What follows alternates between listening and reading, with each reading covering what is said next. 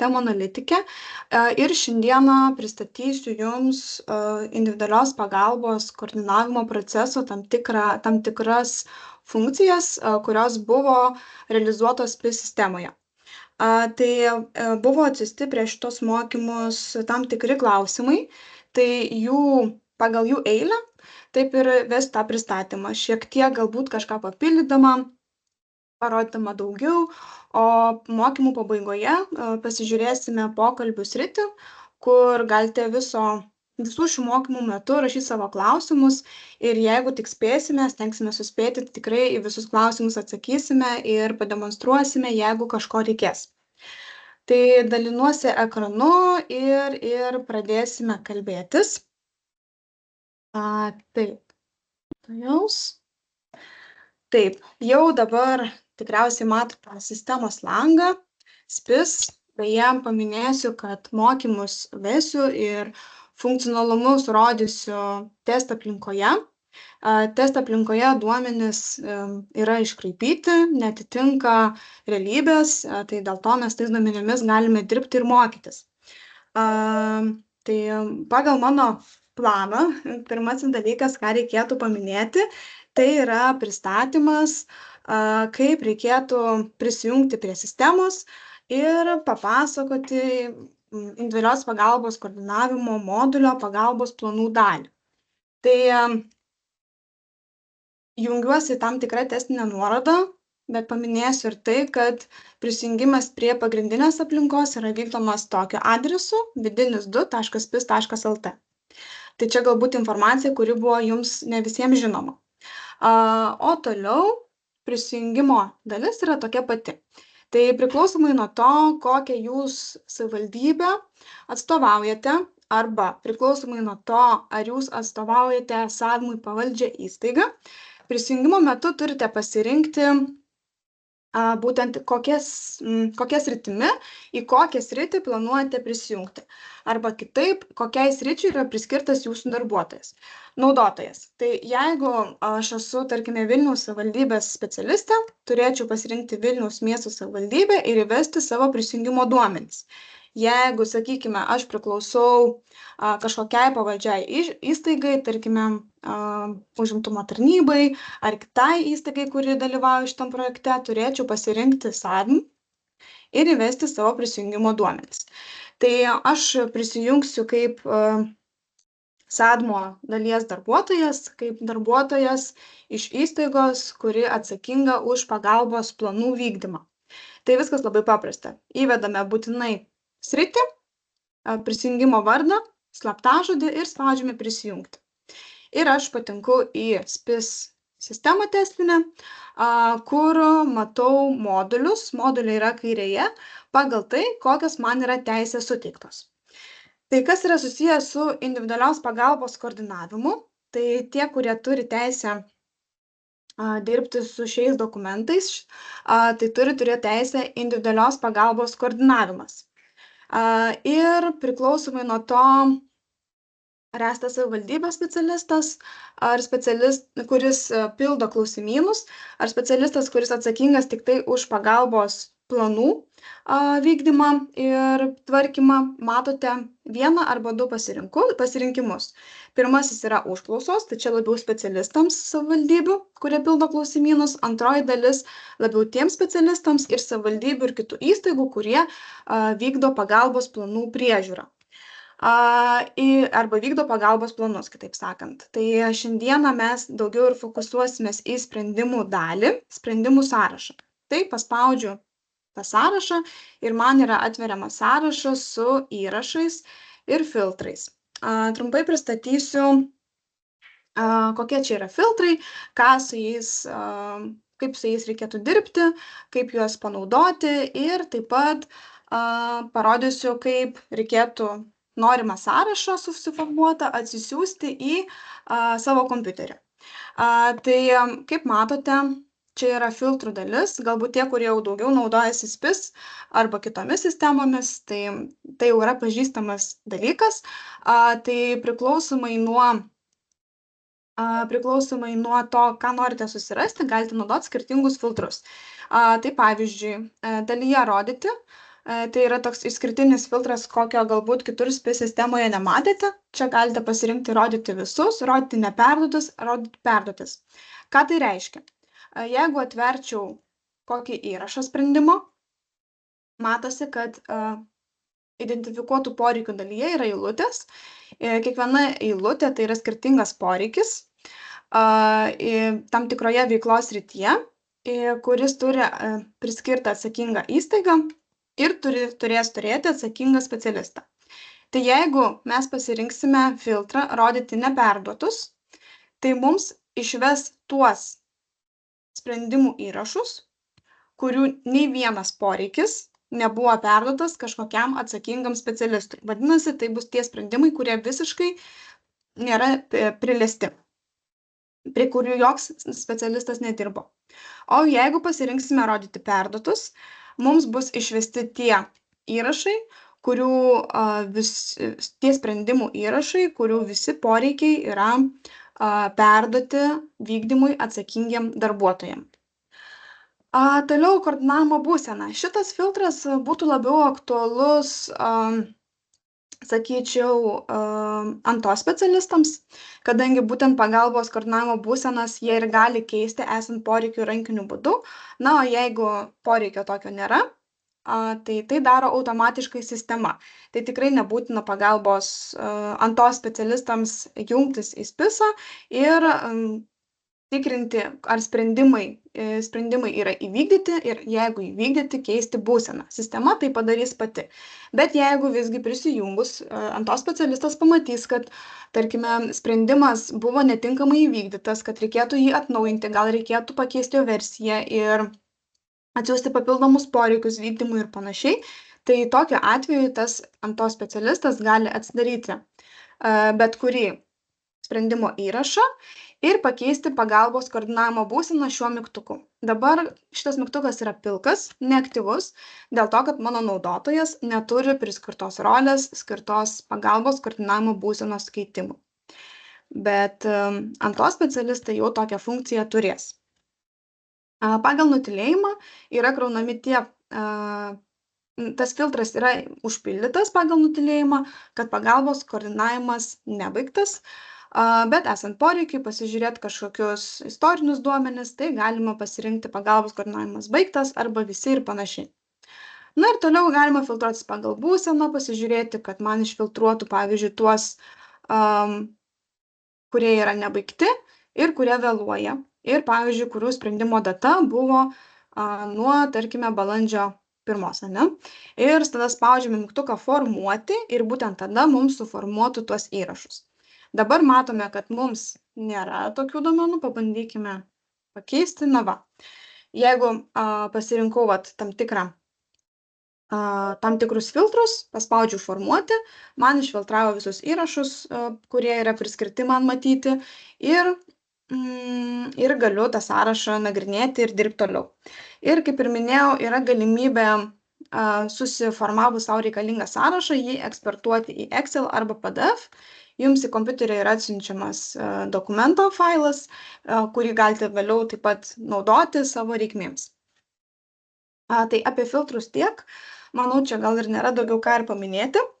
Dabar dėl matymo, tai antos specialistai matys visiškai visos Lietuvos sprendimus ir užklausas, jeigu reikės, jeigu jiems tokia rolė priskirta bus. Bet man dabar atrodo, kad antos specialistams numatyta, kad jiems reikia matyti tik tai sprendimų sąrašą.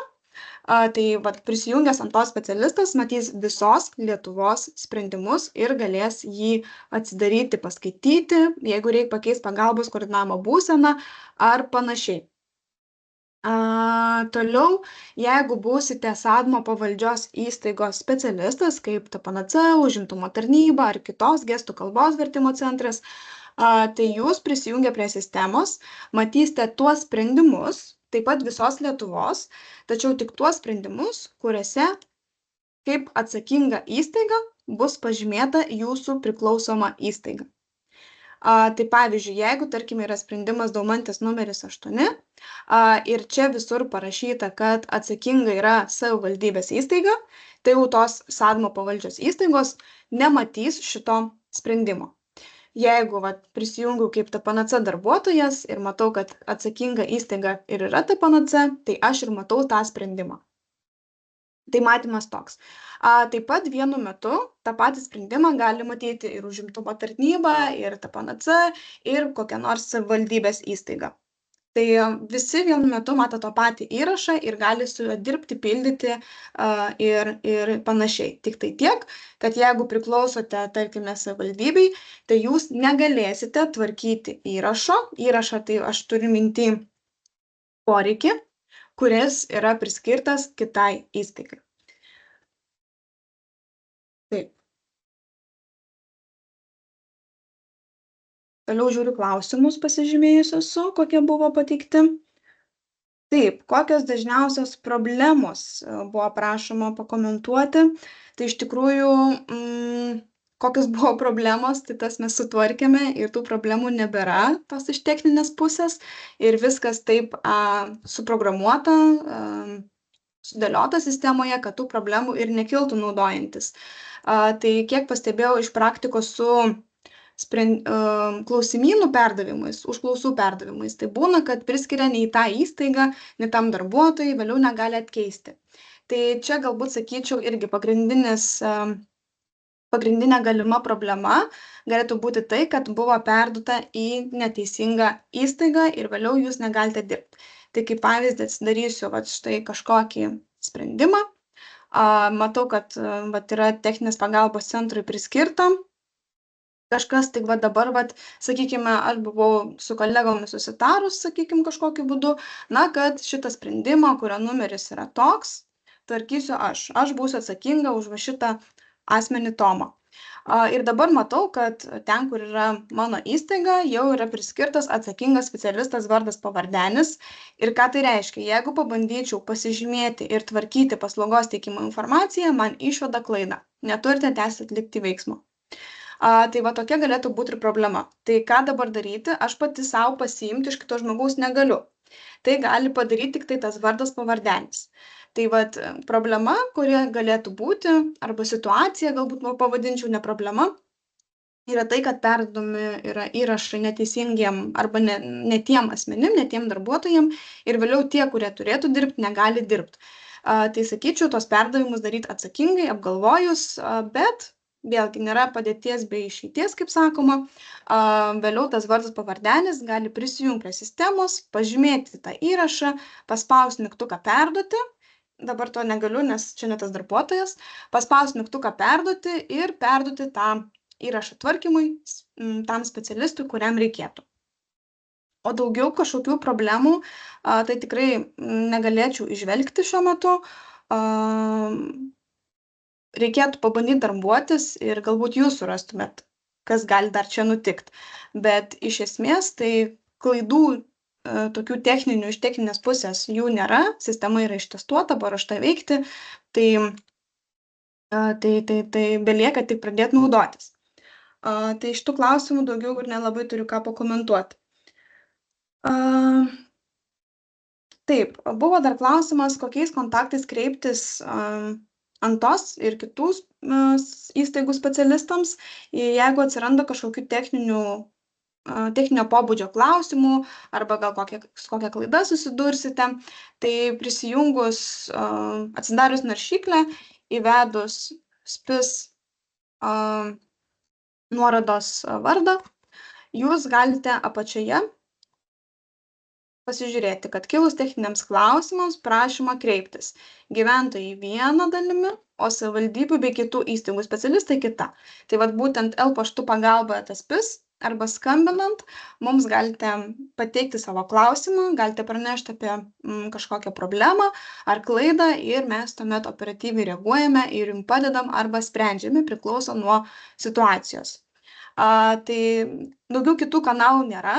Labai prašysiu ir man galbūt asmeniškai nerašyti, jeigu turite mano elektroninį, nes jeigu kiek čia mūsų yra 400 žmonių pradės man vienai rašyti, tai tikrai atsakymo greit tikriausiai nesulauksite, nes didelis kiekis. Tai prašymas būtų rašyti šiais kontaktais ir tikrai jums padėsime, jeigu situacija bus sudėtinga, tai ir pati asmeniškai įsitrauksiu nagrinėjimą, kad būtų jums padėta. Tikiuosi, žinoma, kad viskas bus sklandžiai. Kitas būdas išsiaiškinti situaciją galėtų būti naudotojo vadovai.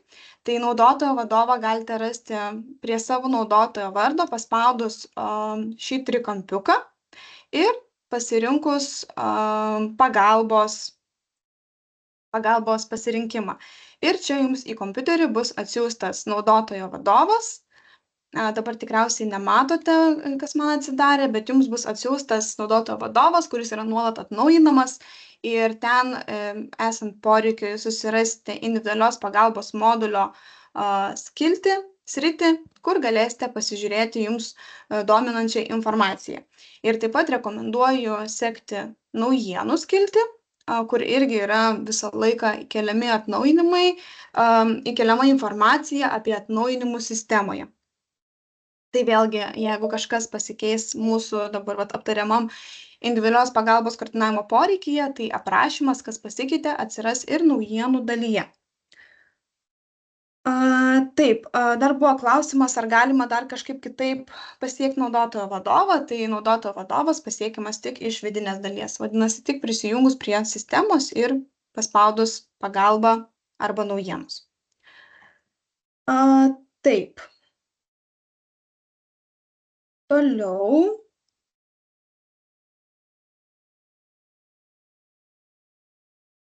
Buvo šitie mokymai tokie bus apjungti šiek tiek kalbėsime ir apie užklausas, ir apie sprendimus. Tai dabar norėčiau grįžti į užklausų dalį, kur šiek tiek pristatysiu naujienas susijusios su užklausomis, o po to grįšime prie sprendimų, kur irgi aptarsime, kas yra įvykdyta naujo ir kaip tas sprendimų funkcionalumas naudojamas. Tai dabar aš atsijungsiu iš šitos paskyros, prisijungsiu prie kitos.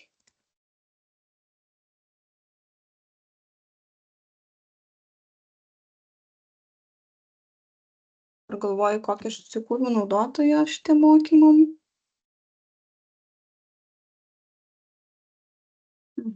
Gerai.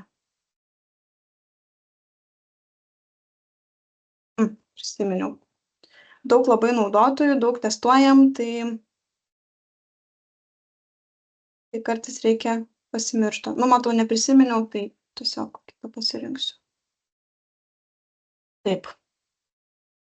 Dabar aš prisijungiau kaip savivaldybės specialistas, Vilniaus savivaldybės specialistas ir pasirinksiu užklausų sąrašą, kur pabandysime inicijuoti klausimyno pildymą, pabandysime inicijuoti informavimą ant tos, kad asmuo mirė, tai yra nauja funkcija, informavimą ant tos, kad mums reikalinga pratęsti užklausos terminą ir pažiūrėsime, kaip tos funkcijos naudojamos, kaip jos veikia ir panašiai. Tai dabar pasirinkau, atsidariau tam tikrą užklausą, kur matau, kad visi mygtukai man yra neaktyvūs, išskyrus perduoti. Tai vadinasi, tai ir mums suponuoja šitas paryškintas mygtukas, kad vienintelis darbas, ką galime padaryti ir koks yra pirmas darbas, kurį turime padaryti, tai yra perduoti tą užklausą vykdymui mums, ne, man šiuo metu, arba mūsų kolegai. Tai toksai pats principas yra ir sprendimuose. Tai abu sąrašai veikia panašiais principais, kad būtų kuo lengviau naudotojams dirbti ir nereikėtų įsiminti skirtingų kažkokių funkcionalumų labai. Taip, ką dar matome ir kas galbūt yra naujiena kai kuriem galbūt darbuotojams, tai kad atsirado asmenų kontaktinių duomenų dalis. Tai čia bus matomi tiek asmens duomenys, tiek asmens už asmenį atsakingo asmens kito, jeigu toks yra kažkokio globėjo duomenys, tiek ir ant tos specialisto duomenys priklausomai nuo to, kokius duomenys čia ir įveda anta. Tai čia jūs patys įvesti negalite kažko papildyti, kaip anta savo sistemoje sukūrė užklausos įrašą, atsiuntė mums per integracinės sąsajas, taip ir čia mes matome. Tai šiuo atveju, jeigu tik asmens duomenys atsiuntė, tai tik juos ir matome, kitų ir nematome. Tai dabar spaudžiame mygtuką perduoti ir aš pasirinksiu naudotoją, kuriam perduosiu šitą užklausą. Taip pat galbūt jau pastebėjote, kad atsakingo specialistų dalyje atsirado galimybė įvesti ne vieną, o kelis darbuotojus. Ką tai reiškia, kad jeigu aš įvesiu čia kelis darbuotojus, paspausiu išsaugoti, tai laiškas apie tai, kad yra perduota vykdymui užklausa bus išsiųsta 2 darbuotojam ir abu darbuotojai galės tvarkyti tiek šitą užklausą, tiek pildyti klausimyną SDP dalyje. Tai čia buvo toks didelis poreikis išsakytas kažkada prieš kelis mėnesius savivaldybių specialistų, tai mes tą įvykdėme. Ir dabar trumpai papasakosiu apie tas atnaujintas funkcijas. Tai visų pirma, po perdavimo tiek mano naudotojai, tiek Birutės darbuotojai aktyvavosi šitie mygtukai. Tai yra pildyti klausimyną, keisti vykdymo terminą, informuoti NT apie asmens mirtį. Tai dabar apie kiekvieną mygtuką. Pildyti klausimyną, ką jis padaro. Jį paspaudus, mūsų naudotojas yra nukreipiamas į SDP dalį klausimyno pildymui. Tai tas naudotojas, kuris čia paspaus mygtuką, tas bus atsakingas jau už klausimyno vizito kortelės sukūrimą ir tas naudotojas bus vertinamas kaip klausimyno, kaip vizito kūrėjas. Tai kas dar yra svarbu, po to, kai paspaudžiate pildyti klausimyną, jūs nebegalite perduoti. Tai labai svarbu yra paspausti pildyti klausimyną tik tada, kai jau tikrai žinosite, kad būtent jūsų savivaldybė bus atsakinga ir yra atsakinga už užklausos įvykdymą. Jeigu keisis darbuotojas, nieko tokio. Jūs tą galėsite darbuotoją pakeisti SDP dalyje, pademonstruosiu. Bet jeigu jau reikėtų pakeisti savivaldybę, tai jau arba atsakinga kita įstaiga, tai jau jūs negalėsite to padaryti po to, kai sukursite vizito kortelę. Tai labai svarbu perdavimus visus padaryti savo laiku ir nepraleisti to žingsnio, nepraleisto savivaldybės pakeitimo žingsnio iki vizito kortelės sukūrimo. Tai paspaudžiu pildyti klausimyną, mane peradresuoja į SDP ir štai susikūrė čia mano to asmens, kuriam pildysiu klausimyną vizitas. Ir kaip matote, susiję specialistai dalyje yra mano darbuotojas Gabrielė ir kolegė Birutė įvesti kaip susiję specialistai. Tai vadinasi dabar Birutė, jeigu prisijungtų prie SDP, paieškotų šito žmogaus vizito, jį susirastų ir galėtų, pavyzdžiui, pildyti klausimyną atidariusią formą. Labai prašysiu mikrofonus kažkieno išsijungti, nes fonuojate. Ačiū. Taip, jeigu atsitiktų situacija, kad Birutė nebepriklauso, tarkim, gal išėjo iš darbo ir reikėtų kitą mums čia antrą darbuotoją įsivesti, arba galbūt Gabrielė susirgo ir reikia dar Birutės ir dar kažkokio kito specialisto, tai Gabrielė arba sistemos administratorius gali pridėti čia dar vieną specialistą, įvesti priežastį pridėjimo ir pridėti. Ir dabar visi 3 žmonės gali naudotis vizito kortele. Vienintelis skirtumas, ką gali ir ko negali kūrėjas ir tvarkytojas. Kūrėjas yra tas, kuris spės paspaudė pildyti klausimyną, o tvarkytojas yra tie, kurie buvo įvesti kaip papildomai arba kurie nepaspaudė pildyti klausimyno, tai jie negali pridėti ir trinti susijusių specialistų ir negali ištrinti vizito kortelės. Visą kitą jie gali daryti ir naudotis vizitu. Dabar pereikime prie, galbūt, grįžkime atgal į SPIS trumpam, nes kitaip negalėsiu jums parodyti tam tikrų funkcijų, kai mes užpildysime klausimyną. Tai yra funkcijos keisti vykdymo terminą ir informuoti NT apie asmens mirtį. Tai jeigu paspaustume keisti vykdymo terminą, mums galima čia įvesti naują įvykdymo terminą. Kada jis turėtų būti įvedamas arba gali būti įvedamas, kai, sakykime, negalite gal susisiekti su asmeniu ir įvykdyti užklausos, kai asmuo susirgo ar specialistas gal susirgo ir negali įvykdyti užklausos, na ir kitokios situacijos. Ir galite čia įvesti daugiausiai 10 darbo dienų daugiau nuo įvykdymo termino. Tai tarkim, na, šiuo atveju galėtume mes čia, reikėtų paskaičiuoti, aišku, tiksliai, kiek tų dienų išeina, bet, sakykime, įvedus 10 darbo dienų, pasirinkus tą daugiausiai darbo dienų ir pasirinkus priežastį, kodėl, reikia spausti išsaugoti ir tuomet, kas nutinka, pasikeičia įvykdymo terminas, o atsakingas specialistas iš Antos šitų pašto adresų gauna laišką apie tai, kad buvo pakeistas įvykdymo terminas su tokia ir tokia priežastim. Žemiau atsirado žurnalizavimas, kur galima matyti veiksmo informaciją ir priežastis, tai yra veiksmas, įvykdymo terminas buvo pakeistas ir priežastį kodėl. Kaip matote, panaudojus vieną kartą funkciją, mygtukas dingo, jo nebėra. Tai vadinasi, įvykdymo terminą galima keisti tik tai vieną kartą, daugiau tokios funkcijos panaudoti bus nebegalima. Įvykdymo terminas gali būti keičiamas mažiausiai 1 darbo dieną pridedant ir daugiausiai 10 darbo dienų. Atbulinės datos rinktis negalima. Toliau mygtukas informuot Anta apie asmens mirtį.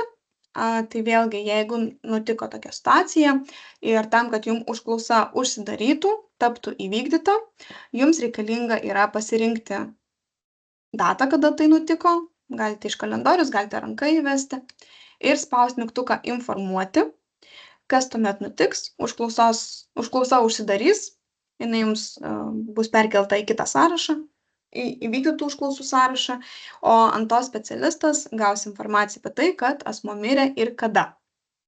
Dabar mes tos funkcijos nenaudokime, nes mums reikia užpildyti klausimynę, nes asmuo yra gyvas. Ir dar paminėsiu, kad jeigu visgi įvestumėte informaciją apie asmens mirtį, tai taip pat šitam žurnale atsirastų įrašas, kad buvo įvesta data apie mirtį, dėl to pasikeitė būsena. Dabar grįžtu į SDP. Ir dar viena naujovė, kuri čia yra, ne naujovė, bet toks funkcionalumas svarbus, kuris čia yra, tai atidarykime formą ir parodysiu. Tai klausimynė nieks nesikeitė, viskas kaip ir liko, kaip ir buvo. Tiesiog akcentuosiu šitą vietą, nes ir sulaukime klausimų specialistų. Tai yra, ar asmuo, ar atstovas sutinka, kad būtų sudaromas pagalbos planas. Jeigu paspausite, kad jis sutinka, ir pildysite klausimyno punktus, tarkime, pasirinksite, kad susikaupimas yra 1 balas. Jums privalomai reikia pažymėti bent vieną iš poreikių. Pasižymėjus poreikį, būtina pasirinkti, kas preliminariai už tai turėtų būti atsakingas. Jeigu jūs pasirinksite, kad asmuo sutinka, kad būtų sudaromas pagalbos planas, pažymėsite susikaupimui 1, bet čia nieko nepasižymėsite, bandant išsaugoti pakeitimus ir baigti pildymą, bus išvesta, kad yra klaida ir jums būtina pasirinkti bent vieną reikšmę. Kitas atvejis yra, kai asmuo nesutinka. Ir jeigu jūs išsaugosite pakeitimus, baigsite pildymą, tai matote, jums raudonai nebespalvina ir jūs galite palikti tokią reikšmę, bet galite, žinoma, ir užpildyti, nors pasirinkimai ir yra neprivalomi. Tai čia toksai akcentuotinas dalykas, nepraleiskite ir turėkite mintyje, kad šitas pasirinkimas lemia labai daug. Na ir toliau čia daugiau nėra nieko naujo, tai gal galite mikrofonus išsijungti? Ačiū labai. Tai taip, daugiau čia pasikeitimų nebuvo. Tai užklausų dalį uždarykime ir manau, kad daugiau čia nieko naujo jums ir nebeparodysiu. Tai su užklausomis tiek.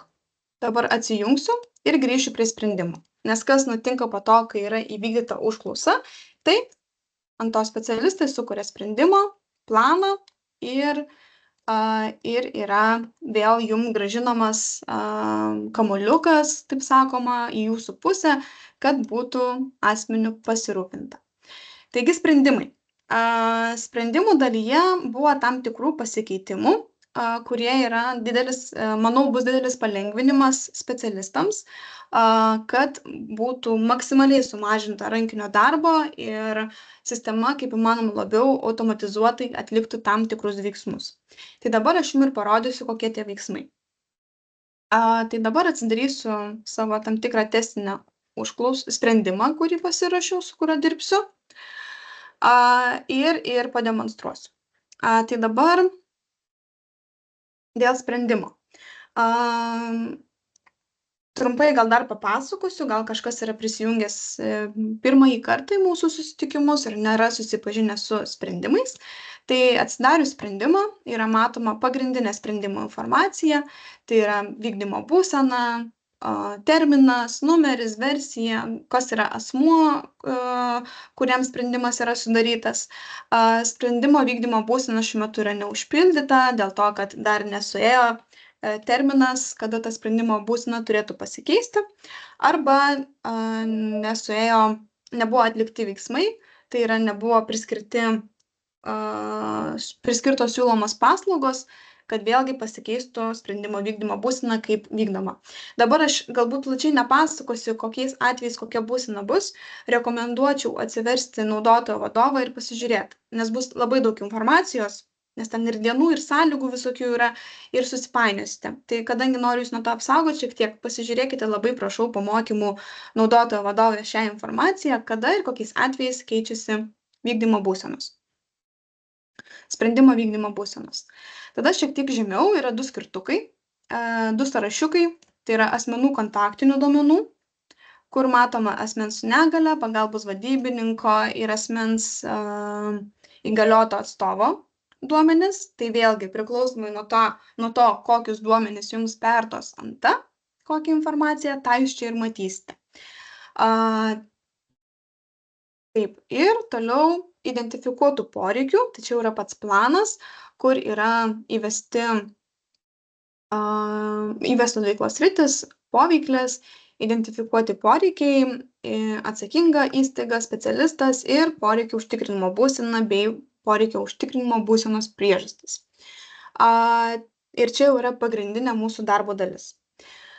Taigi, koks yra pirmas veiksmas, kai norime pradėti tvarkyti sprendimo planą, tai yra perdavimas. Tai tas perdavimas vykdomas vėlgi paprastai, pasižymime varnele poreikį, spaudžiame mygtuką perduoti ir atsidarusiame dialogo lange įvedame, kam norim perduoti. Tai šiuo atveju poreikį Anta atsiuntė vykdyti ne savivaldybei, sakykime, o atsiuntė vykdyti techninės pagalbos neįgaliesiems centrui. Taip pat galėjo būti perduota lietuvių kalbos gestų vertimo centrui arba užimtumo tarnybai. Viena iš šių 3 įstaigų gali ir daugėti, žinoma, ateityje. Šiuo metu yra šios 3. Tai buvo perduota šiai įstaigai, o čia būtų taip. Ir dabar, ką mes turime padaryti, tai jeigu turime nustatyti, koks specialistas bus atsakingas už šio sprendimo vykdymą, šio sprendimo plano poreikio vykdymą, jeigu tiksliau. Ir iš sąrašo reikia pasirinkti kažkokį vardą, kas bus atsakingas. Jeigu nutiktų taip, kad visgi už šį poreikį turėtų būti atsakinga asmens savivaldybė, reikėtų pasirinkti burbuliuko organizaciją specialistas ir atsakingas specialistas dalyje, laukelyje pasirinkti tos savivaldybės darbuotoją. Arba savivaldybei pavaldžios įstaigos pasirinkti įrašą ir pasirinkti ten esantį darbuotoją arba tik tai tą įstaigą. Bet šiuo atveju mes pasilikime kaip buvo, tai vadinasi, tai yra techninės pagalbos neįgaliesiems centras ir reikėtų priskirti, šiuo metu mano naudotojas yra Gabrielė, tai Gabrielė ir spaus mygtuką išsaugoti. Tai aš jau prieš mokymus, kad mes šiek tiek laiko sutaupytume, perdavimo veiksmą visur atlikau ir matosi, kad atsakingas specialistas yra Gabrielė. Ką mes turime daryti toliau? Toliau mūsų veiksmas yra įvertinti, kad pagal šiuos poreikius, šiuose poveiklėse turime šitam asmeniui pasiūlyti teikti tam tikras paslaugas. Tai ką aš darau? Aš turiu nustatyti, kokias paslaugas mūsų įstaiga gali šitam asmeniui pasiūlyti. Ir naujas funkcionalumas yra toks, kad jeigu, tarkime, yra du poreikiai, 521, 522, ir aš matau, kad pagal šį poreikį aš galėčiau pasiūlyti tokias pačias paslaugas, aš galiu paspausti tvarkyti paslaugos teikimo informaciją, pasirinkti abu poreikius ir spausti tvarkyti paslaugos teikimo informaciją. Ir atsidariusime lange pasirinkti, tarkime, pasirinkti paslaugą, įvesti, tarkime, informaciją apie paslaugos patikslinimą ir spausti mygtuką išsaugoti. Ir kas nutiko? Atsirado dvi naujos eilutės, tai vadinasi ta pati paslauga prie dviejų skirtingų poreikių. Ir kai norėčiau aš toliau tvarkyti, galėčiau vėlgi pasižymėti abi paslaugas siūlomas, spausti tvarkyti paslaugos teikimo informaciją ir suvesti atnaujinimą. Bet kol kas aš dar šitą dalį praleisiu, šiek tiek vėliau tai padarysiu. Tai žodžiu, toks naujas funkcionalumas, kuris leidžia vienu metu pridėti daugiau negu vieną paslaugą prie skirtingų poreikių. Jeigu norėčiau dar pridėti daugiau tokių pačių paslaugų, galbūt vėl pažymiu 2 kartus, arba ten 3 kartus, jeigu jūs esate daugiau kur atsakingas, spaudžiu tvarkyti ir įvedu. Dabar kitas naujas funkcionalumas, kuris taip pat yra susijęs su automatizavimu, palengvinimu darbo, tai būtent sprendimo poreikio ir prašymo susiejimas. Tai jeigu yra tokia situacija, kad asmuo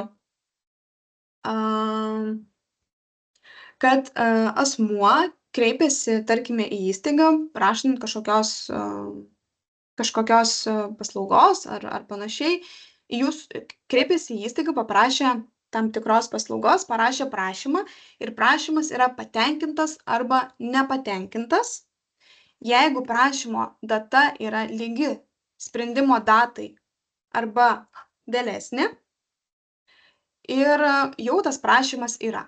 Ir jūs norėtumėte susijęti šitą sprendimo poreikį su tuo užpildytų prašymu.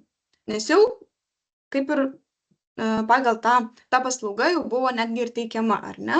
Arba tas prašymas buvo užpildytas. Tai ką jūs galite padaryti?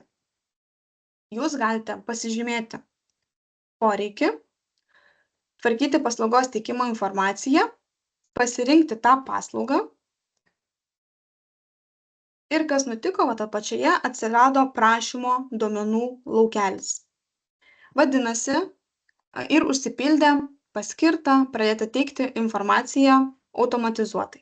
Iš kur šitie duomenys atkeliavo? Tai iš šito prašymo, galime jį pabandyti atsidaryti, šito prašymo sprendimo informacijos. Tai vadinasi, ką jūs dabar padarysite, arba galite padaryti, galite susijęti šitą poreikį su šiuo prašymu. Jeigu visgi manote, kad nereikia to daryti, nenorite susijęti ir tai yra atskirai turėtų būti vykdoma, nesijant su tuo, kas jau buvo prašoma, galite pašalinti ryšį ir rankiniu būdu viską tiesiog ir pildyti. Arba galite ryšį ir sukurti. Tai dabar pabandykime sukurti ryšį. Spaudžiame išsaugoti. Taip, ir mums tik tai reikia vesti papildomą informaciją, tai paskirimo informaciją ir komentarus. Aš rašau minusiukus, nes nesu tikra, ką reikėtų čia įvesti, bet jūs tikrai žinau, kad žinosite. Spaudžiam išsaugoti ir matome, kad atsirado nauja paslauga, kuri jau buvo pradėta teikti ir užsipildė tie duomenys. Kitas scenarijus būtų toks, kad jūs numatėte, kokias paslaugas reikia teikti ir asmuo iš tikrųjų atėjo į įstaigą, pasikreipė ir parašė prašymą, pavyzdžiui, dėl informavimo paslaugos suteikimo. Tai, kas turėtų būti daroma, tai, užpildomas prašymas PIS. Dabar nesu tikra, kad pavyks iš tų naudotojų užpildyti, bet mes pabandykime. Susirandu tą asmenį ir parašykime prašymą dėl 201 paslaugos. Čia mums nepavyko, nes netinkamas naudotojas. Tai reikėtų man prisijungti prie Vilniaus savivaldybės. Tai tam tikri tokie dalykai būna. Ir mes užpildykime prašymą ir grįšime atgal.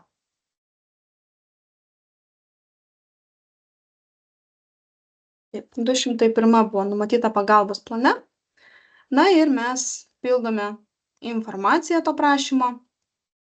Čia gal pavyzdys ne visai tinkamas, nes šitas prašymas tampa patenkintas iškart, kai išsaugojama, bet, principas vis tiek toksai pats bus.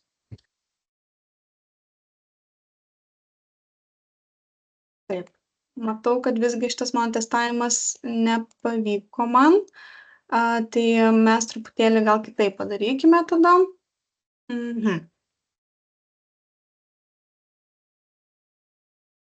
Tai jaus.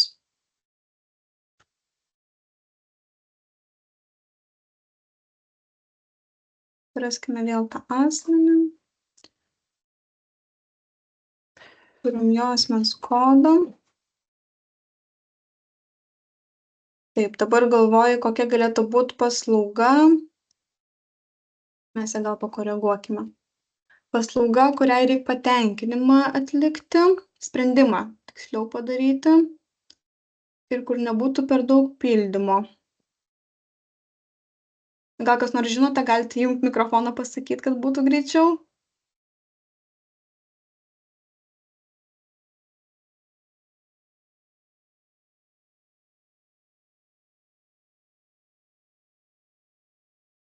Šitas galėtų būti.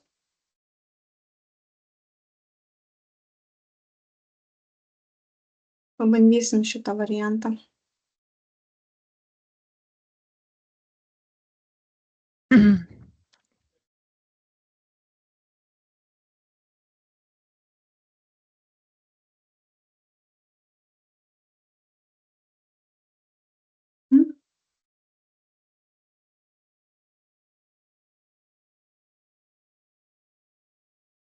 Taip, pabandom šitą. Taip, skirimas. Ir dabar bandom skirimą padaryti. Įvesti kažkokias datas, jeigu reikia kitokias. Čia viskas standartiškai, kaip buvo anksčiau. Ir išsaugoti. Ir paspaudus išsaugoti yra išvedamas pranešimas ar susijęti paslaugą su tam tikru sprendimu. Ir čia galite pasirinkti taip arba ne, ok arba cancel. Mes pasirinkime ok. Ir yra parašyta, kad ši paslauga susijęta su IPK sprendimu. Dabar mes grįžkime atgal į tą sprendimą.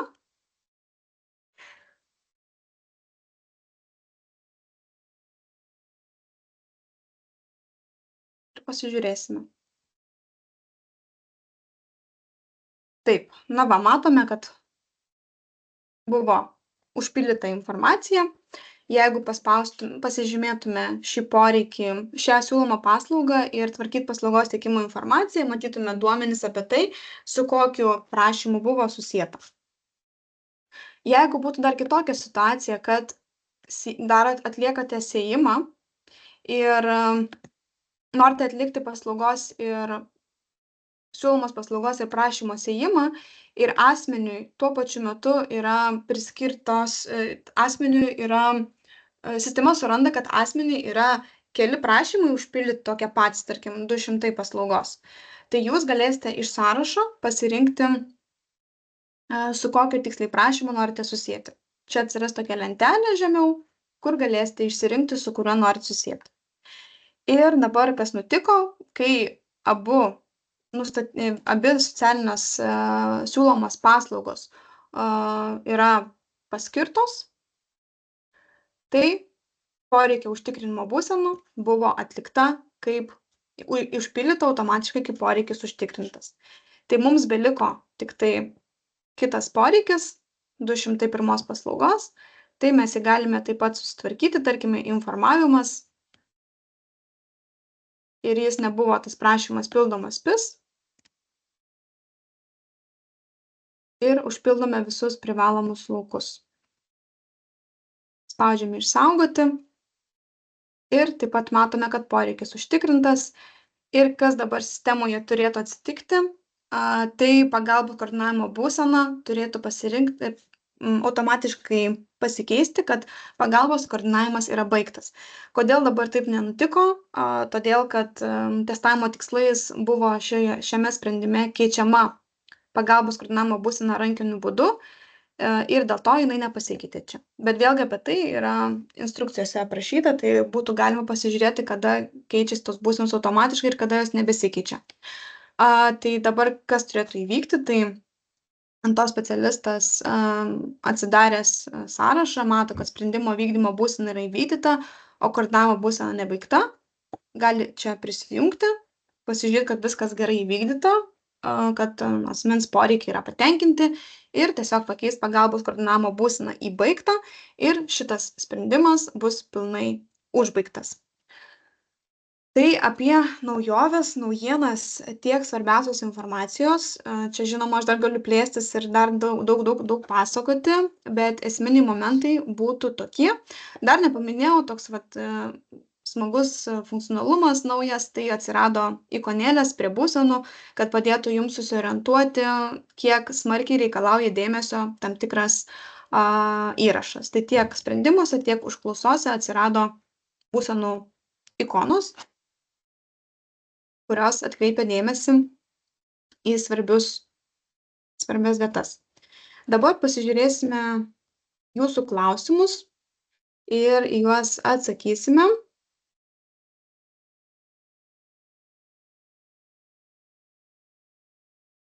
Tai patikrinimas dėl asmens, jei galėtume patikrinti, ar asmuo gyvas.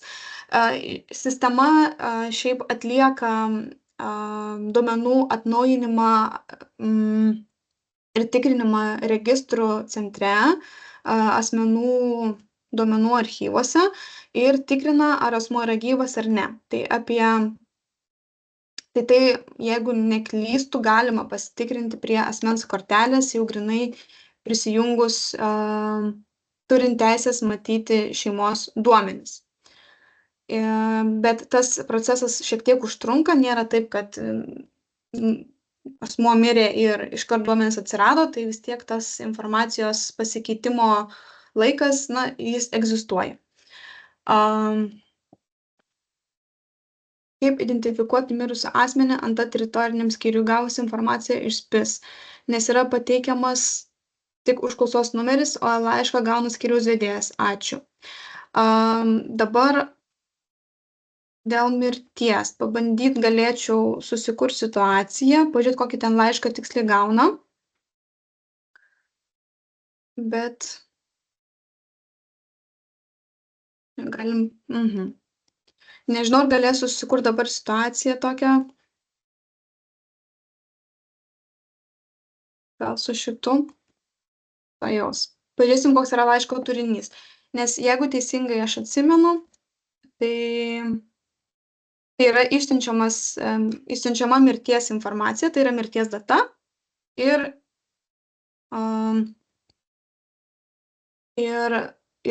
užklausos numeris.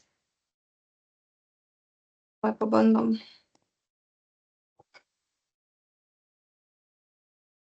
Informuoti apie mirtį.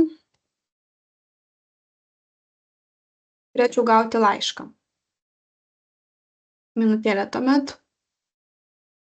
Šiek tiek turiu pakeisti ekraną, pasitikrinti paštą su laišku. Dabar kas gauna tą laišką, tai iš tikrųjų gauna tas, kuris yra įvestas kaip atsakingas specialistas. Tai jeigu ten reikėtų galbūt daugiau elektroninio pašto adresų perduoti, galbūt kitą reikėtų rašyti, čia reikėtų jums viduje ant to specialistams apsitarti ir tada per vadovybę, per ministeriją bandyti, galvoti apie kitokias funkcijas šitos vietos. Taip.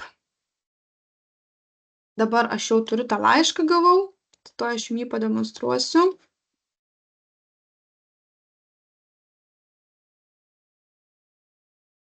Labai.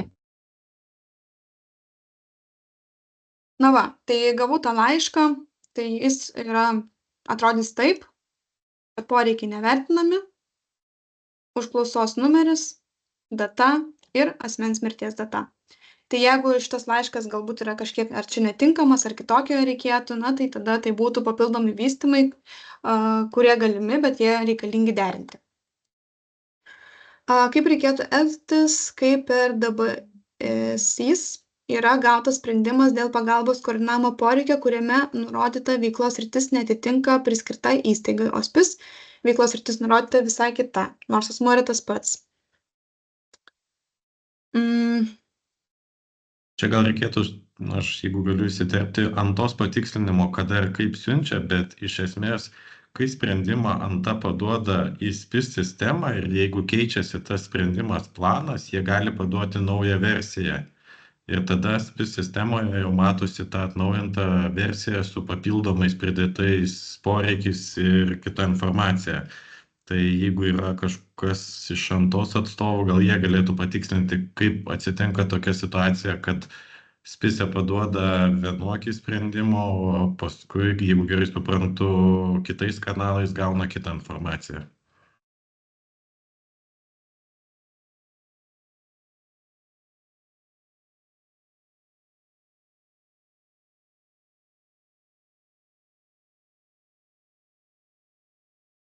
Tai matyt, klausimas atviras dar lieka. Taip, paliekam šitą klausimą tada gal Antai, kad jie įsitrauktų ir atsakytų, tada einam prie kito. Taip. Pildant individualios pagalbos poreikių klausimyną būtų gerokai paprasčiau, jei pažymėjus, kad asmuo nesutinka dėl pagalbos plano, papunkčiai automatiškai nesiskleistų. Patikrinsime šitą vietą, nes jie neturėtų susiskleisti. Tai šitą pasižymiu, pasižiūrėsime ir jeigu tai kažkoks neatitikimas, tai pataisysime. Ar galima uždėti saugiklį, kuris neleis savivaldybės darbuotojui išsaugoti klausimyną, jei nėra pilnai užpildyta pirma klausimyno dalis? Turiu pasitikrinti, kas yra pirma klausimyno dalis. Čia gal kur yra... Dabar iš tikrųjų net neatsimenu. Sveiki visiems, čia pirma dalis yra ta, kur yra dėl pagalbos plano, sutinka, nesutinka, amžius, išsilavinimas, ir panašiai, ten tokie bendri klausimukai. Nes antos darbuotojams, kai gauna iš SPIS klausimyną, neleidžia išsaugoti, jeigu nėra pirma dalis pilnai išpildyta. Tai kažkokį, kad savivaldybės darbuotojai negalėtų mums pateikti tokio nepilnai užpildyto klausimynų, kad būtų kažkoks tai saugikliukas. Taip, aš pasidalinsiu ekranu, pasižiūrėsime, nes šiaip laukai yra privalomi. Tai dabar aš pabandžiau išsaugoti pakeitimus ir baigti pildymą kaip specialistas ir aš privalau užpildyti, ar asmuo sutinka, kad būtų sudarytas planas, amžių privalau užpildyti ir viskas. Tai kaip suprantu, reikalinga dar išsilavinimo dalį užpildyti. Taip, išsilavinimas, dalyvavimas ir ten ar dirbantis, visi tie klausimukai turi būti užpildyti. Gal galėtumėm jūsų tada elektroniniu paštu surašyti būtent visus, kurie būtų jums į sistemą perduodant privalomi laukai. Tai tada mes įsivertinsim, kurie jau yra privalomi, kuriuos reikėtų dar padaryti. Dabar, kaip ir paminėjote, ten lytis, išsilavinimas, kaip suprantu šitie, bet jeigu gautumėm informaciją elektroniniu paštu, tai būtų paprasčiau susiderinti. Matot, mums apskritai, kiekvienas tas klausimas turi būti pažymėtas, nes tada mes galim tuos klausimynus išsaugoti. Jeigu kažkas tai kažkur yra nepažymėta, mes neišsaugom tų klausimynų, kai gaunam per SPIS į sistemą, į antos sistemą.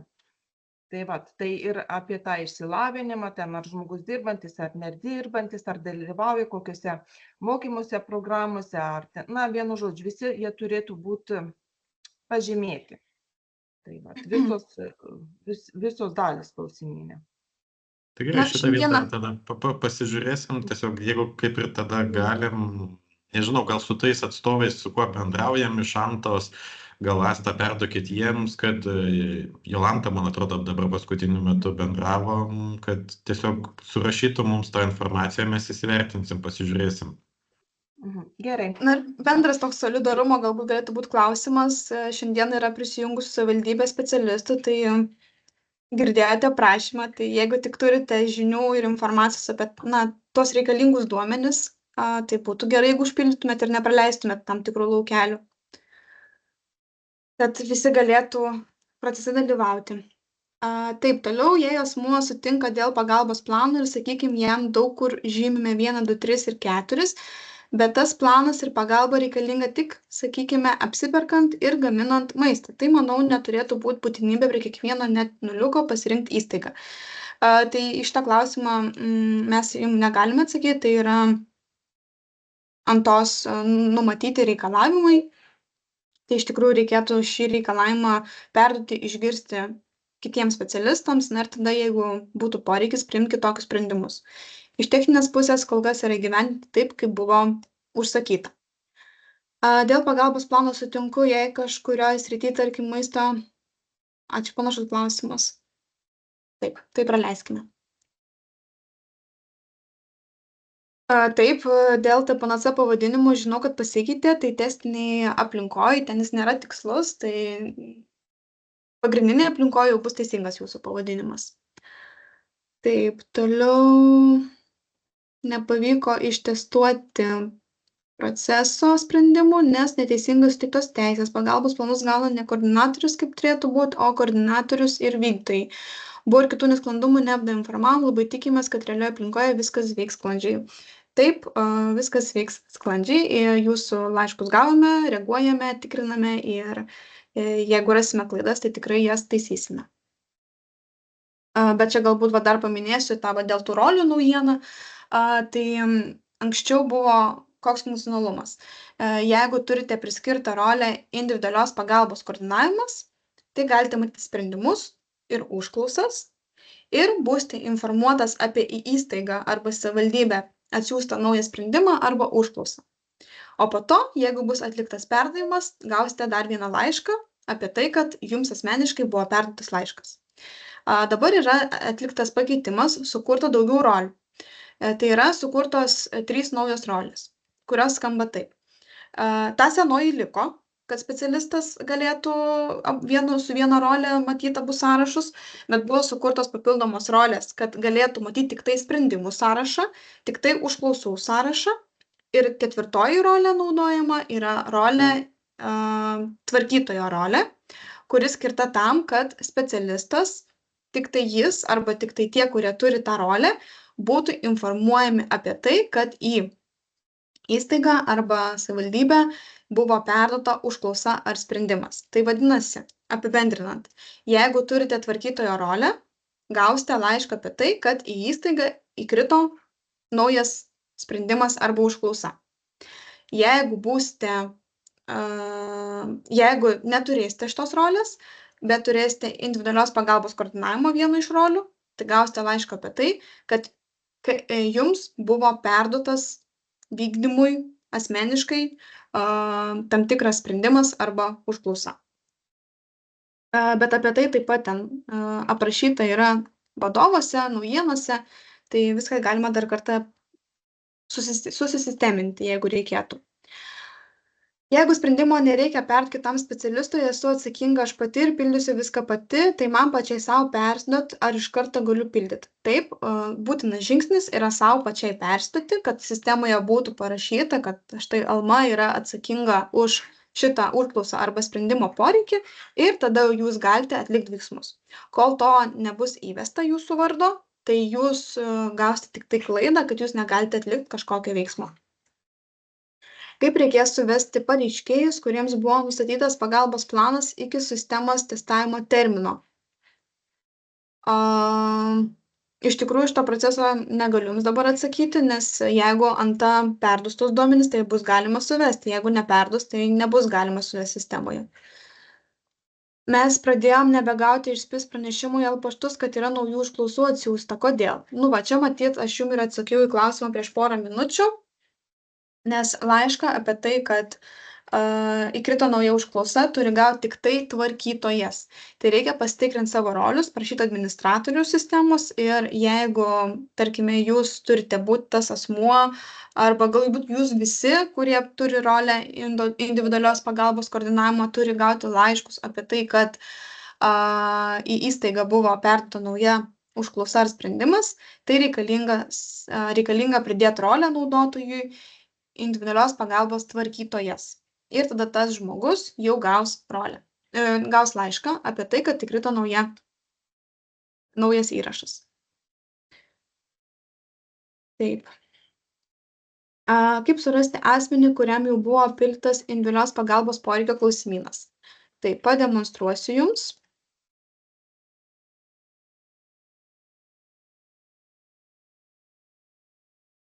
Galima, žinoma, ieškoti tiek ir SDP, bet galite ieškoti ir užklausų sąraše. Ir paprasčiausias būtų būdas klausimynas užpildytas, pasirinkti taip ir spausti formuoti. Ir va čia matome visas įvykdytas užklausas ir matome, kad klausimynas užpildytas taip. Tai va toks būtų būdas. Klausimynas užpildytas taip ir matote tuos įrašus.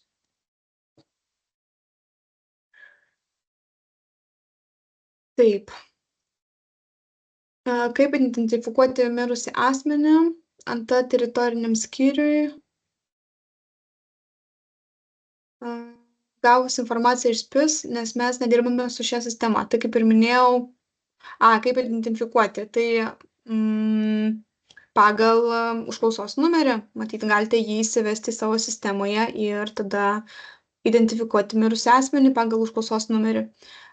Jeigu toks sprendimas visgi netinkamas, tai vėlgi reikėtų pagalvoti apie papildomus vystymus, derinant tarp jūsų vadovybės, admo ir mūsų.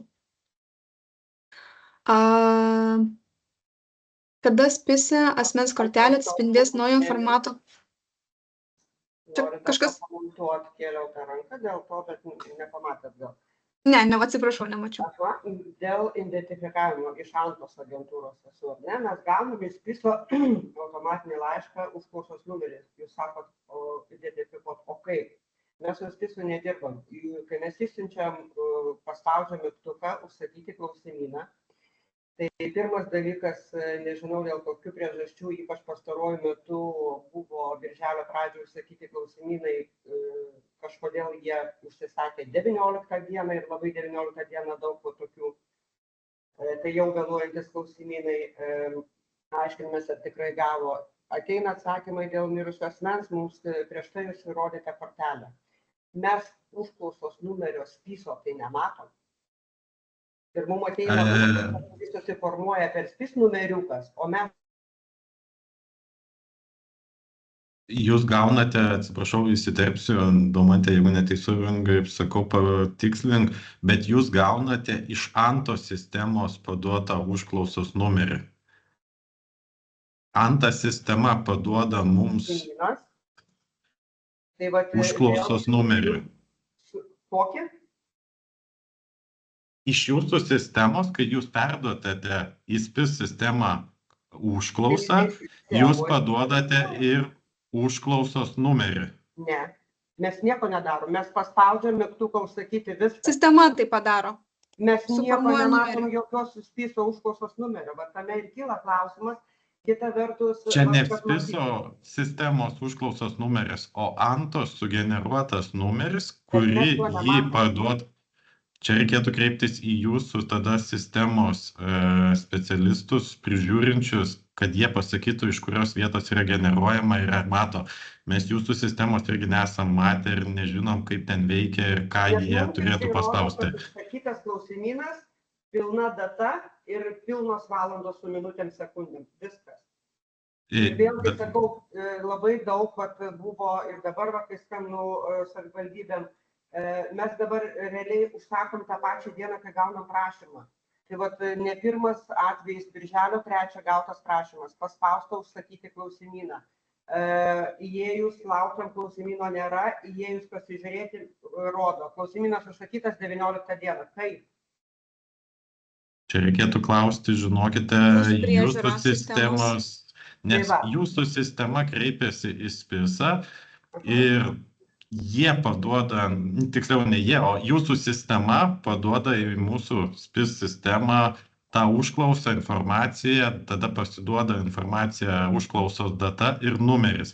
Numerį patį užklausos sugeneruoja ANTA sistema. Kurioj vietoj, ar jis jums matomas, ar jis matomas tik fone, jums gali atsakyti tik jūsų sistemos prižiūrėtojai. Šitoje vietoje mes negalim atsakyti. Nematėme jūsų sistemos. Supratom, dėkui. Labą dieną, čia Jurgita iš Informatiko, iš ANTOS. Aš dar prie to pačio noriu pasiklausti, o kur jūs siunčiat dėl mirties tą atsakymą, negalima būtų tiesiog parašyti dar asmens vardą pavardę? Čia greičiausiai tai buvo suderinta duomenų tvarkymo sumetimais, bet jeigu reikia kažką papildyti, kaip ir Domantė minėjo, jeigu ANTA ir ministerijos atstovai pritarė, susiderinam kažkokius pakeitimus, tai galima realizuoti atitinkamai. Tai jeigu reikia vardo, pavardės, tą patį asmens kodą, nežinau, bet sakau, čia reikėtų tarpusavėje susiderinti. Tai šitą klausimą galima pasilikti, tarpusavėje ten susiderinti, kokios informacijos reikia. Mes tą įsivertinsim ir pasižiūrėsim, kokios galimybės atiduoti tą informaciją. Svarbiausia, kad noras perduoti kažkokią informaciją būtų toks, tų duomenų, kokie yra sistemoje. Tai jeigu vardas pavardė yra savaime suprantama, kad matomas, tai čia neturėtų būti kažkokių didelių problemų papildyti siunčiamo laiško algoritmą, kad rodytų ir tokią informaciją. Supratau, dėkui. Taip, kitas klausimas, kada SPIS-e asmens kortelėje atspindės naujo formato klausimynas, tai darbai yra, gal Simas galėtų patikslinti iš tikrųjų dėl to atnaujinto klausimyno ir per integraciją perdavimo, bet darbai yra derinami ir suderinti. Tiksliai atmintinai nepasakysiu, bet man atrodo planas yra iki Liepos vidurio. Tiksliai dabar sakau, neatsakysiu, bet tikrai yra darbai suderinti ir suplanuoti. Formuojant įvykdytus individualios pagalbos vertinimus, jos nesiformuoja tam asmeniui, kuris perduoda įvykdyti klausimynus kitam asmeniu ar įstaigai. Iš tikrųjų, nelabai supratau klausimo, gal būtų gerai, kad jūs ar pademonstruotumėte, ar jeigu manote, kad tai yra klaida. Violeta gal gali papildyti. Violetos čia buvo Šimkūnienės klausimas. Labą dieną. Jau kažkiek dalinai atsakėte. Aš gal tada dalinuosi langu savo ekranu ir aš parodysiu ir pasakysiu, ko aš norėčiau kaip asmuo, kuris nepildo klausimynų, bet kuris perduodu pildymui klausimynus ir perduodu planus sudarimui ir atgalinio ryšio. Labai norėčiau. Tai, daleiskim. Čia yra tie, kuriuos perdaviau. Vykdyti kai kuriem darbuotojams. Dabar, jeigu būsena įvykdyta, man niekas nesiformuoja. Klausimynas užpildytas pas jūs ne. Reikėtų tai pasirinkti. Taip, ačiū. Iš praeito atsakymą matau. Bet dabar gerai.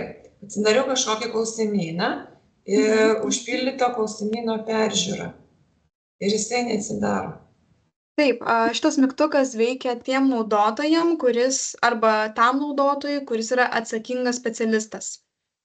Tai norint patikrinti grinai vidų klausimyno, tai reikėtų tuomet jūs visur įrašinėti kaip atsakingą specialistą taip pat, antrą, arba SDP susijusią specialistą jūs įvesti ir tada galėsite skaityti, matyti tuos vizitus su tais klausimynais.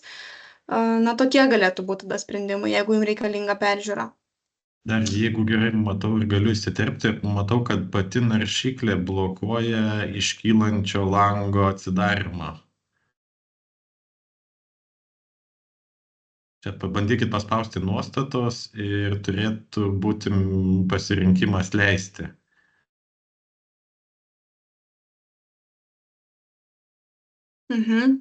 Ir dabar dar vienas dalykas, SDP posistemėje yra rolė, kurią galima suteikti, dabar tiksliai neatsimenu, visi vizitai kažkaip panašiai vadinasi, kuri suteikia galimybę matyti visų jūsų savivaldybės pildytų darbuotojų tuos, sakykime, vizitus.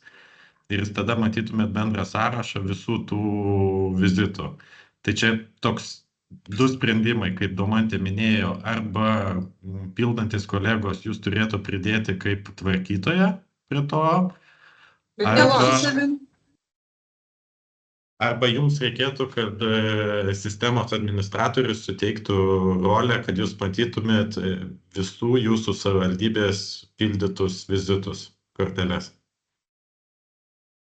Tai tikėtina, bet čia šitas variantas būtų, dabar kaip išeiti. Paspauskit. Paspauskit šiandien. Aš perbendrinsiu gal tiesiog. Ir dabar jau jūsų nebesimato mano ekranas. Supratau, o dabar dar tada klausimas būtų toks, jeigu aš dabar spaudžiu ant sprendimai dėl pagalbos, tai jis tuščias dar langas. Taip nesukelta. Kiek žinome, dar sprendimų nepersiųsta. Reikėtų pasitikrinti, bet sprendimų dar nėra. Nes jūs taip dalinotės, aš galvoju, pasižiūrėsiu, gal aš kažką turiu, nes... Mes testinės aplinkos. Tik testiniai sprendimai. Supratau. Gerai, ačiū labai, bet aš dabar supratau, kad norint matyti man tą visą kortelę, tai aš visą laiką turiu ir save pateikti.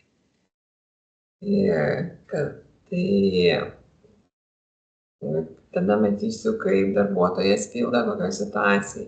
Bet jeigu aš savęs nepateikčiau, tai gal kažkaip... Tuomet jau rolės reikėtų žiūrėtis tas.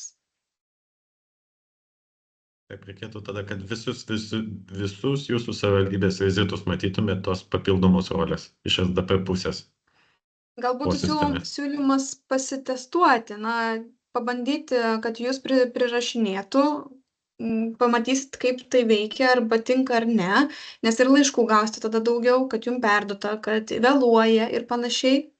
Arba kitas variantas, pabandysit tą rolę, gal bus patogiau. Tai tiesiog vienaip kitaip matysite, koks tinka labiausiai. Gerai, nes tam administratoriui, tokiam, kartais tikrai reikia pasižiūrėti čia ir dabar, nes skambina žmogus ateina ir kokia ten ta situacija ir nelabai matai, nelabai. Ypač kai būna atostogas ar nedarbingumas kažkieno. Tokiu atveju siūlytumėm tada, kad visus vizitus matytumėt, nes tikrai bus ir kitų, gali būti nebūtinai pildyti klausimynai pagal užklausą, gali būti ir ten kitų situacijų, tai jums tada aktualu būtų matyti visus vizitus. Bent jau pagal tai, kiek papasakojot. Ačiū. Taip, tai matau klausimus jau kaip ir jūsų visus atsakėme. Tai jeigu dar norėtumėt kažko paklausti, keliate ranką, tai pats laikas tada gerai. Labadiena, aš atstovauju biudžetinę įstaigą Vilniaus miesto teikiančią paslaugas. Aš norėjau esminį tokį klausimą paklausti. Jūs kūrėt tas visas pagal skirtingas roles, ką daro Anta, ką daro savivaldybė ir ką daro tvarkytojas, kuris dirba su konkrečiom paslaugom. Teisingai aš supratau, ar ne? Beveik tvarkytojas dirba su visom. Nėra skirtumo. Na, žodžiu, tai, kas yra spis, tai tas ir tvarkoma. Tai mano klausimas toks, ar gali biudžetinės įstaigos priskirtas darbuotojas, tvarkytojas, koordinuoti ir skirstyti tuos planus už savivaldybę? Už savivaldybę. Tai planas yra perduodamas savivaldybei ir jeigu ir tą planą mato tiek savivaldybės darbuotojai, tiek savivaldybės pavaldžios įstaigos. Tai vat jūsų atvejis, taip, tai jūs taip pat matote. Ir tada taip pat kaip su užklausom. Galite... Ir tada jūs galite ką padaryti, tai tiesiog gal pasidalinsiu, kad būtų paprasčiau. Tojaus. Taip. Čia tik netinkamas darbuotojas, tojaus pasikeiskime ir parodysiu. Tai jūs tuomet, kaip biudžetinės įstaigos specialistas,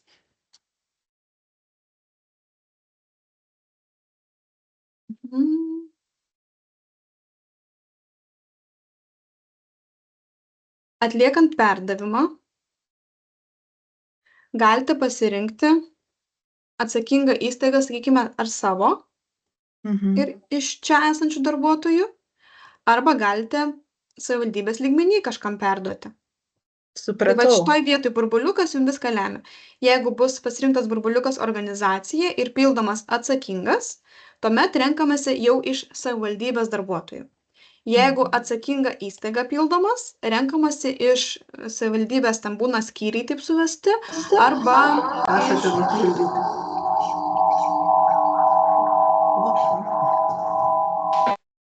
nežinau, kažkam iš... Uždėjau visiems mirt, kad nebūtų garso, tai man Ačiū.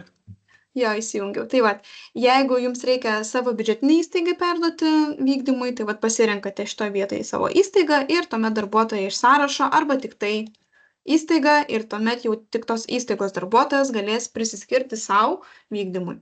Tai scenarijų visokių yra, kaip galima tai padaryti, bet tikrai galim. Aha, o susijęti su kitom paslaugom leis mūsų specialistai? O ką turite mintyje su kitom paslaugom? Tai ten, kaip minėjot, rinkotės, kad yra teikiamos ten, pavyzdžiui, dienos socialinės globos paslaugos namuose. Tai vat su tom leis tokia galimybė? Čia matote visą pilną sąrašą. Jo. Tai vat jeigu čia kažko trūktų, tai reikia šitą sąrašą pasipildyti. Tai gali būti papildoma. Bet vat susijęti leis, reiškia? Leis. Taip. Gerai, ačiū. Viskas tada, dėkui.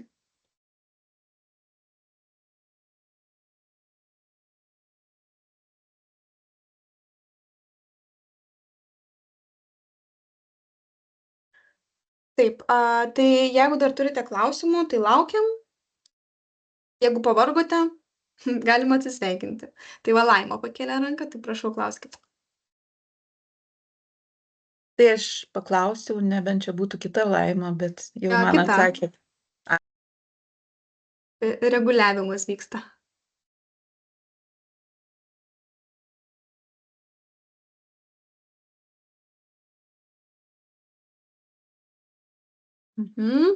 Nežinau, ar jūsų dar Laima palaukti. Dar Daiva kelia ranką. Tai gal bandykite. Ar dabar girdite? Girdim. Jo, labą dieną dar kartelį. Dabar, sakykime, gauname pagalbos planą asmeniui ir dabar, kaip savivaldybės darbuotoja, aš esu atsakinga ir atsivertusi matau, sakykime, kad jau asmeniui yra teikiama pagalba. Tai tiesiog tada aš kaip specialistė atsakinga užpildo, kad jau pagalba, kurios yra jam reikalinga, jau yra teikiama, tai užpildo reikiamus laukus ir pažymiu, kad planas baigtas, ar ne? Ar Tai gerai priklausomai nuo to, kas sudaro planą. Jeigu planą sudaro tik viena eilutė su poreikiu ir tas poreikis yra ta paslauga, kuri jau teikiama, jūs užpildote ir taip planas užsidaro. Bet jeigu yra daugiau įstaigų arba daugiau poreikių, kur yra vis kitos paslaugos ar panašiai, tai tada planas užsidarys tik tada, kai jau visi poreikiai bus užtikrinti. Tai dabar, sakykime, jeigu asmeniui ten buvo išvardinta ten pagalba apsitarnavime, apsirengime ir asmeniui šiuo metu yra teikiama pagalba į namus, tai tiesiog lankomosios priežiūros darbuotojai kaip ir visas tas sritis užpildo, kaip ir pagalbai, ten apsirengimas, visa kita apsitarnavime, kaip ir užtenka tų pagalbų. Bet tai tada tiesiog tas sritis pažymime, kad yra jau teikiamos ir užtenka susisiekus su asmeniu, nebereikia perduoti kažkam kitam to plano, sakykime, toliau tęsti gyvendintis, kaip ir į seniūnijas mes perduotumėm tą pagalbos planą tęsti, jeigu kažko trūksta, ar taip supratau. Mano supratimu teisingai suprantate, bet palaukim dar praktinės dalies ir tada iki galo bus aišku. Bet jeigu kiek mano žinios leidžia, tai manau, kad teisingai ir jūs suprantate, ir aš. Ir viskas turėtų vykti sklandžiai. Ačiū labai. Daiva dabar. Taip. Labą dieną, ar girdisi? Taip. Taip. Tai aš norėjau paklausti, Daumantė pranešimo pradžioje rodė apie individualių pagalbos klausimynų užklausas pildymo ir kai gaunama užklausa, turi matytis, kas iš Anta atsiuntė tą užklausą. Taip, ir ten buvo pavyzdys tik tai info@anta.lt. Ten atsakingas subjektas, taip? Taip, taip. Tai vat klausimas, savivaldybė sako, kad jiems ta informacija yra nepakankama, kadangi jie nemato, koks būtent teritorinis skyrius jiems atsiuntė užklausą ir kai reikia pasitikslinti ant kontakto ar ką, nežino, su kuo susisiekti, nes didmiesčiuose yra ne vienas teritorinis skyrius. Tai vat, ar čia galima kažkaip ranka papildomai kažką prirašyti, ar jau čia tas paštas yra suprogramuotas, vat, kaip yra su ta informacija? Čia dabar bent jau yra testinė aplinka ir į testinę aplinką nežinom tiksliai, ką paduoda Anta, bet pačioj pradžioj, kaip ten buvo derintas visas šitas funkcionalumas, tai Anta minėjo, kad šitoje vietoje paduos teritorinio skyriaus elektroninio pašto adresą. Bet jeigu šitos informacijos nepakanka, reikia kažko daugiau, tai čia irgi reikėtų susiderinti su tą, sakykime, tiek ministerijos, tiek Antos atstovų, ką jie gali papildomai paduoti, kokią informaciją ir galime plėsti tą funkcionalumą, tiesiog, kad ką gali integracijos būdu paduodant užklausą papildomai paduoti. Nes pačioj pradžioj paduodant užklausas irgi apie gyventoją nebūdavo paduodama kontaktinė informacija, bet iškilus būtent iš savivaldybių poreikių, kad reikėtų tos, tai buvo papildota integracija, kad paduotų ar bent elektroninio pašto adresą, ar telefoną, ar kažkokią kitą kontaktinę informaciją. Tai jeigu yra poreikis, reikėtų šito iš jūsų pusės, kaip sakant, išreikšti ir tada suderinus tą klausimą ministerijai ir Anta atstovams, galima galvoti apie realizaciją. Nes dabar iš ką girdžiu, tai atrodo, kad paduoda tik bendrą įstaigos elektroninio pašto adresą. Jeigu produkcinėje aplinkoje irgi tą paduoda, tai reikėtų tada, Kažkas dar norėtų turbūt pakomentuoti, kaip Bent čia jau yra. Vilniaus mieste mes dabar matom konkretaus atsakingo teritorinio skyriaus elektroninio pašto adresą. Tai bent jau šiai dienai tiek pakanka. Atsiprašau, noriu Joniškis, taip pat noriu birželio 20 dienos rodo su patikslinimais, koks skyrius atsiuntė. Tai smagu, kad jau bent jau tiek išsispręs gal problema šitą. Ačiū. Tai jeigu ateičiai reikėtų kažko daugiau, tai tiesiog informuokite su Anta ir ministerija, derinsim šitą klausimą. Ačiū.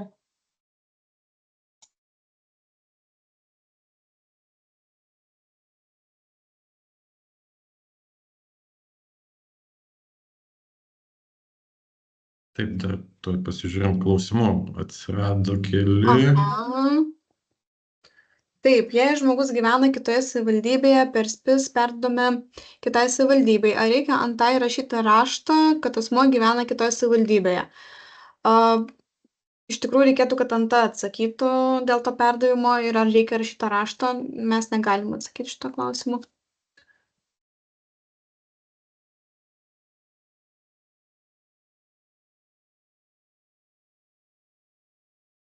Gal Antos atstovė dar galėtų pagelbėti.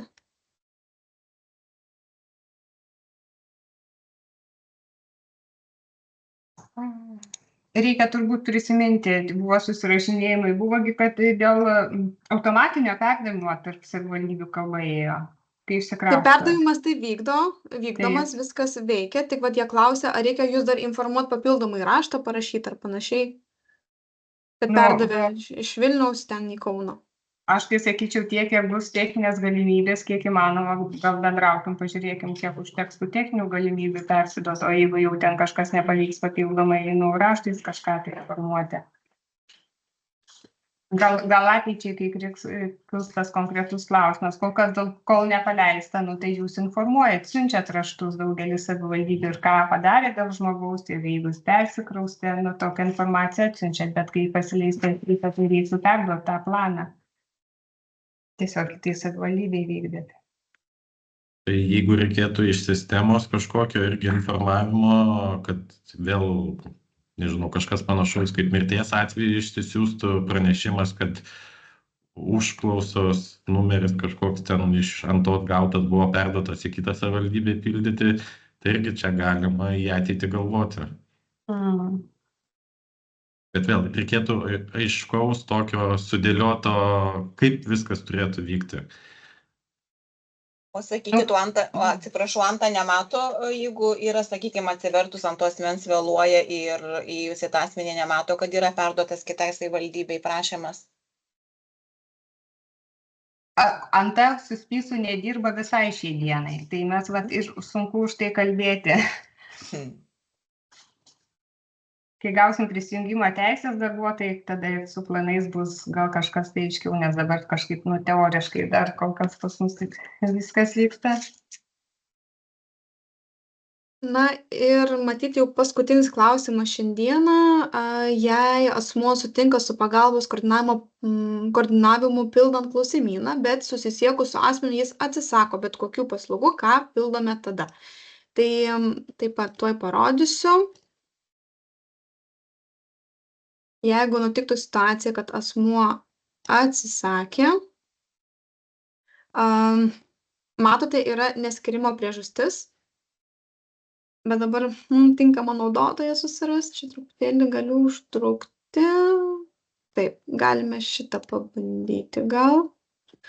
Taip, tai jeigu, tarkime, jūs prieš skambutį pasiplanavote, kokias paslaugas galėtumėte pasiūlyti, paskambinot ir pasakėt, žmogus pasakė, kad jam nieko nereikia, tai tuomet jums reikėtų praleisti paskirtą ir pradėti teikti laukus ir pildyti tik tai siūloma paslauga, patikslinimas ir neskyrimo priežastis. Ir įvesti vieną iš priežastį iš sąrašo.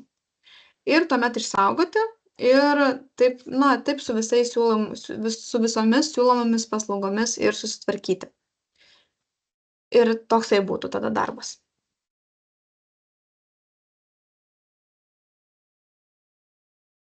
Tai klausimų šiek tiek apmažėjo, jeigu dar bus, tai tikrai galite rašyti pagalba@spis.lt. Ir aš norėčiau padėkoti mūsų vykdytojams už išsamų ir puikų pristatymą. Įrašų bus pasidalinta atskirai su Antos atstovais, atskirai su TPPC, o dėl savivaldybių išsiųsime SPIS administratoriam, tai yra savivaldybių SPIS administratoriam. Aš pasistengsiu šiandien viską išsiųsti, todėl manyčiau, kad rytoj galėsite kreiptis į savo administratorius ir prašyti nuorodos į šį įrašą. Tai ačiū tada visiems, gražios likusios dienos. Ačiū viso. Viso gero. Šilto gražaus savaitgalio. Viso gero.